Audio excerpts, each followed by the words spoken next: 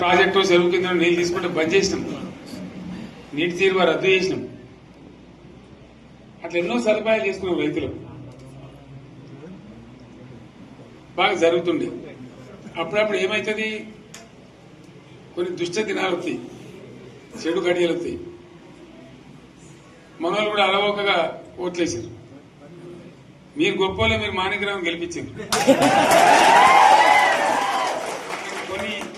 కొన్ని నియోజకవర్గాలలో అత్యాశకు పోయి నేను చెప్పినప్పుడు అప్పుడు మంది మాటలు పట్టుకొని మారమానం పోతే మళ్ళీ వరకు ఇల్లు కాలిపోతారు.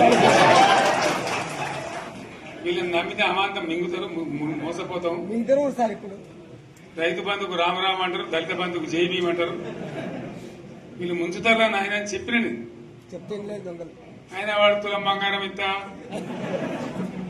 నీకు ఏంటి, నీకు బంగారం వడ్డానం పెడతాను కానీ ఆయన నమ్మి ఏమో మీ సంగతి ఎంతో చూద్దామని ఆయన వేశారు. వేసింది ఇరుకపోయారు, బావిలో పడ్డారు, అయిపోయి ఉన్నాయి అన్ని వీక్ అయిపోయి. మళ్ళీ మొదటికి వచ్చానా కైలాసం ఆడలో పెద్ద పామింగినట్టు అయింది. మళ్ళీ అంతే కదా, ఆలోచన లేకుండా ఎటు పడితే అటు ఎవడో ఏదో చెప్తే నమ్మి ఓట్లేస్తే ఏమైంది అనేది ఒక మంచి గుణపాఠం ఇది తెలంగాణ. గ్యారంటీగా మంచిగా సంసారం జరుగుతుంది. జర తువ్వకచ్చినాం, రైతులు ఇంత ముఖం తెలివైతుండ్రి, ఇంత బాకీలు కట్టుకుంటుండ్రి.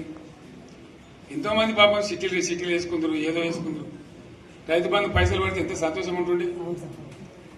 ఆయన మీద గంగలు గడిచిపోయింది. ఇప్పుడు వాడు ఇతడో ఏడో భగవంతుని కనుక ఇచ్చినా కూడా మోసం. ఏదో మళ్ళీ ఎలక్షన్ కోసం దానికోసం చేస్తారు తప్ప కడుపు నిండా ప్రేమ ఇచ్చేది ఇట్లే ఉంటుందా? సర్పంచ్ ఎలక్షన్ పెట్టింది సార్. మనం ఉన్నప్పుడు కరోనా వచ్చింది. కరోనా వస్తే కూడా నేను రైతు బంధు ఆపలే. కరోనా వచ్చి రాష్ట్రానికి రూపాయి ఆదాయం రాకపోయినా 4-5 మంచి స్కీములు తెచ్చి వాళ్ళకి కాపాడుకున్నాం. గౌరవంగా బతికింది రైతులు. బీమా వచ్చినండి. రైతు బీమా పెడితే ఎంతమందికి సాయం జరిగింది? గుంట భూములను కూడా మంచిగా సాయం జరిగింది. చిన్న రైతు కూడా సాయం జరిగింది. అట్లా అందరికి మనం గొర్రెల కాపలకు గొర్రెలు వేయడం కానీ, చేప పిల్లలు కానీ, అనేక రకాల అన్ని వర్గాల ప్రజలను ఎట్లా ఆదుకోనట్లు ఆదుకున్నాం. మా తెలంగాణ కదా మేము తెచ్చుకున్నాం కష్టపడి. మా వాళ్ళందరి పైకి రావాలి. కాంగ్రెస్ గవర్నర్ ముస్లింలు ఓట్లేసుకున్న తప్ప ముస్లింలకు మనం చేసిందా? ఇమాం మౌజన్లకి మన జీతం ఇచ్చిందా? మనం వచ్చినాకనే ఫస్ట్ టైం వాళ్ళని గుర్తించి వాళ్ళని గౌరవించుకున్నాం. ముస్లిం మైనార్టీ పిల్లలకు, మన గిరిజన పిల్లలకు, మన ఎస్సీ పిల్లలకు, మన బీసీ పిల్లలకు ఎంత మంచి రెసిడెన్షియల్ స్కూల్ పెట్టుకున్నాం.